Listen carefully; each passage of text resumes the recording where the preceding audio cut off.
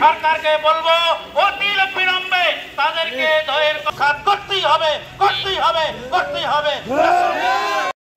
ইসলামী আন্দোলন শিবচর উপজেলা শাখার সংগ্রামী সেক্রেটারি ইসলামী আন্দোলন সম্মানিত উপস্থিতি, আজকে আমরা এখানে কেন সমবেত হয়েছি আমরা সকলে জানি যে আমাদের এক ব্যবসায়ী ভাইকে পাথর মেরে হত্যা করেছে। কিসের জন্য? চাঁদার জন্য। যেই চাঁদার জন্য এই দেশ স্বাধীন হয়েছিল 53 বছর, কিন্তু আমরা পরাধীনতা এখনো দূর করতে পারি নাই। সেই লক্ষ্যে দেখা যায় আমরা বলে থাকি একটা গ্রুপ চাঁদা নিয়ে গেছে আর একটা গ্রুপ চাঁদার জন্য আসছে। বাংলাদেশ সময় আসছে এখন এই চাঁদাবাজকে, এই বাংলাদেশকে উৎখাত করতে হবে।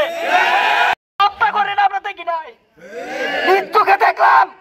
আমরা এই সমস্ত চাঁদাবাজদেরকে বলতে চাই অতি সত্বর ভালো হয়ে যাও।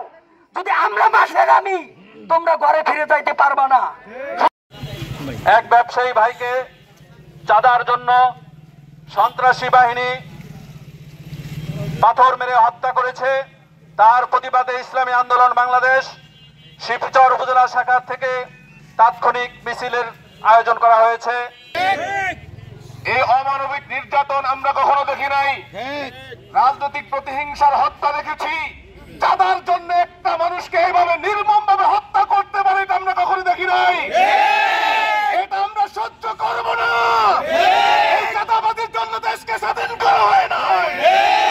আমরা দীর্ঘ কণ্ঠে বলতে চাই চাঁদাবাজি বন্ধ হবে, না হয় দেশের চাঁদাবাজ থাকবে, না হয় আমরা থাকবো। আমি ভেবেছিলাম যে এই দেশটিকে এক স্বৈরাচারকে খেদাইছি, আমরা এখনো শান্তিতে বাস করতে পারবো, আমরা শান্তিতে ব্যবসা করতে পারবো, আমরা শান্তিতে চলাফেরা করতে পারবো।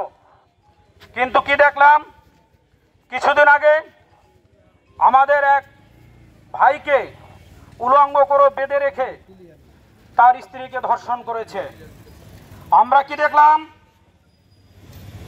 লালবাগে এক ব্যবসায়ী ভাইকে চাঁদা না দেওয়ার অপরাধে তাকে পাথর মেরে নির্মমভাবে হত্যা করেছে। বন্ধুগণ, আমরা এটা দেখার জন্য 5ই আগস্ট এই দেশে আসে নাই। আমরা তাদেরকে